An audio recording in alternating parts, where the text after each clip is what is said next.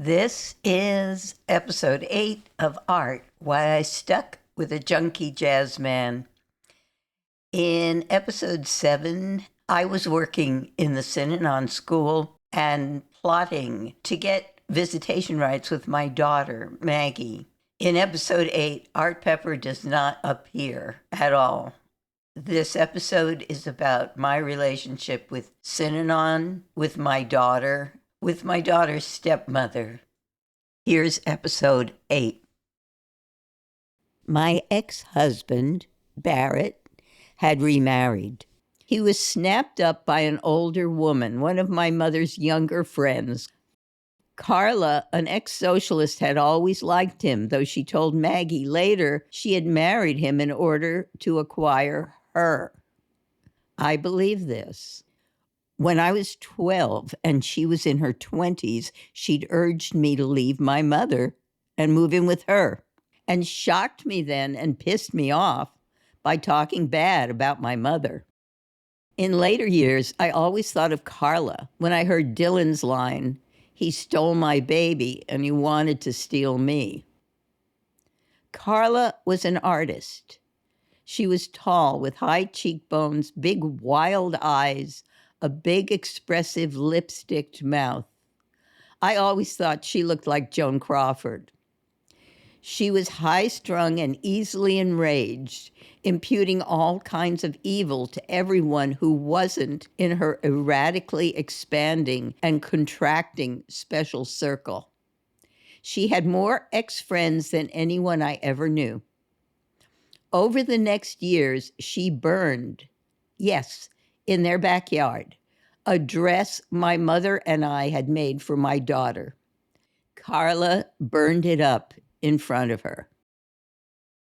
Carla wrote to me in Synanon and tried to make me believe that my daughter would be better off without me muddying up her life. But my visit with Maggie made it clear she needed to spend time with me. When I was 4, my mother had left me for several months in a nursery school in LA to follow my stepfather to New York.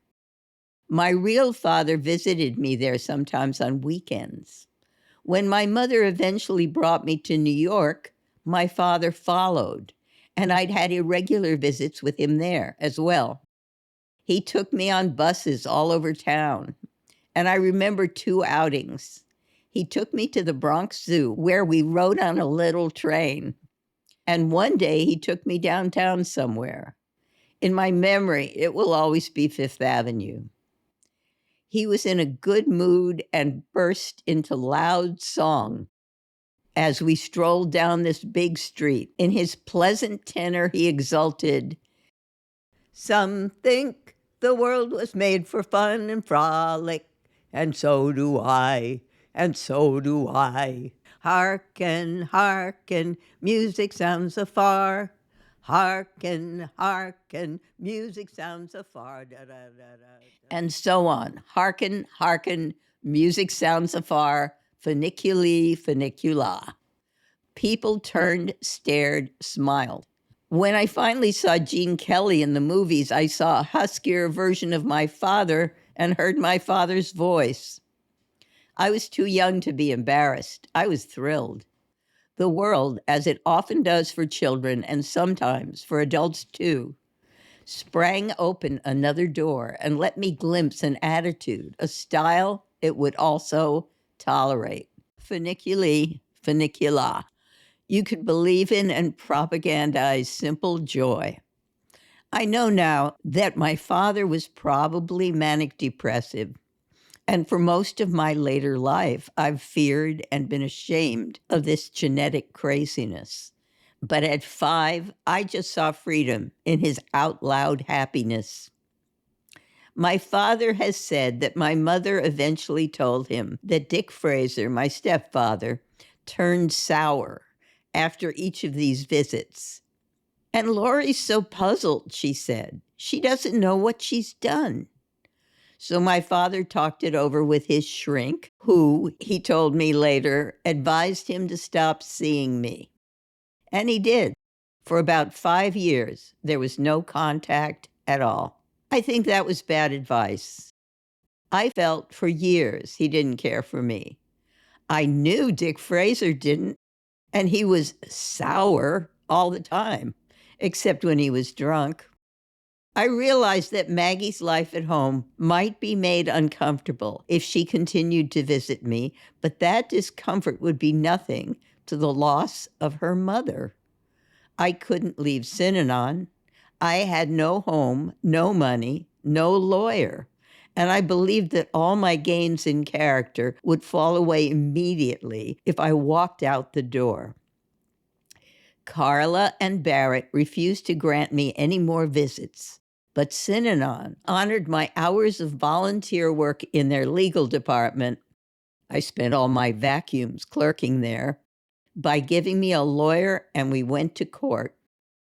At the hearing, I was turned out demurely in a skirt and matching jacket, a knit, expensive costume with a Laura Ashley label in it, a paisley print in beige and brown and deep shades of green and wine. I got that outfit from a square in trade for a clinging, soft, and very short suede dress I'd made during my slutty hippie days. I borrowed a pair of modest brown pumps to wear as well. And I'd been reading Shaw's St. Joan to prepare myself as a model for believing in my cause. And so I glowed, clean and righteous, pure of heart.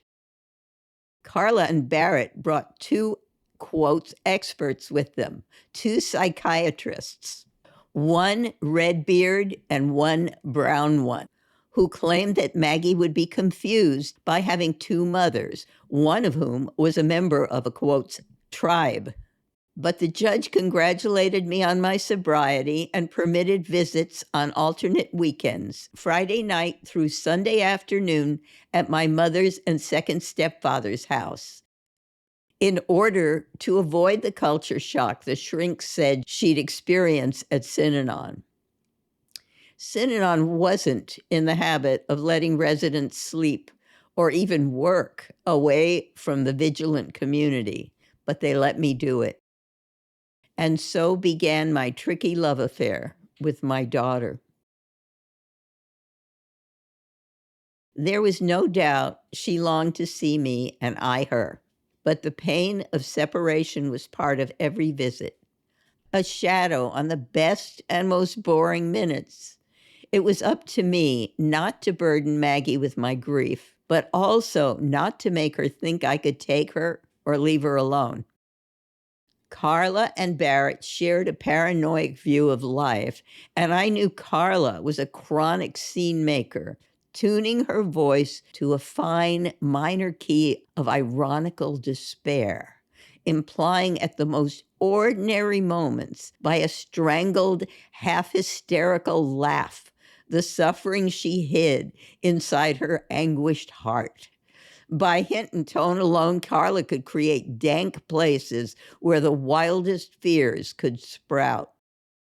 I felt my mission with Maggie was to demonstrate to her a drier, cooler, braver, and more playful way of life. I got my mom to buy us a Super 8 camera, and we made animated films. With a makeshift loom strung from the posts in my mom's back patio, we wove a hanging. We wrote stories, a paragraph at a time from each of us, made collaborative drawings to go with them, molded fantastic whole head masks out of paper mache. You mold them over a balloon, and danced about in them. I made up serial bedtime stories about the adventures of a cat named Margarine, a doll named Melisande, and a little girl named Juliet. I gave my all to those visits and took every scrap of pleasure I could from them, always with the knowledge that I mustn't lay on Maggie, as I knew Carla did, any weighty, freighted kind of love. And since it's not my nature to be subtle, it was easy for me not to keep things light, but to keep things in the moment. This insistence on clarity and currentness is a trait of Maggie's, too. I don't know if she picked it up from me or got it genetically, but she tells me she used it very satisfyingly on her stepmother throughout her childhood, and with it was able to keep Carla's miasma of implication, conveyed through convoluted speech or through her heavy soap opera silences, at bay. She'd respond to Carla's swampy insinuations by simply asking her, "What do you mean?" She never got a straight answer, but she made it clear she wouldn't play.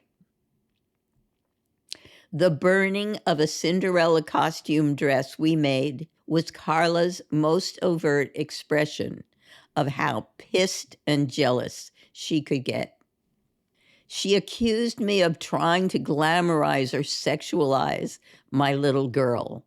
Softcore porn was what she called the Maxfield Parrish illustrations she remembered seeing on Maggie's infant walls. I had cut them out of an old book of fairy tales. It drove me crazy to have to tell Maggie calmly that the burning of the dress was awful, but there was nothing I could do. I said that from now on, we'd keep all our toys and projects at my mother's house.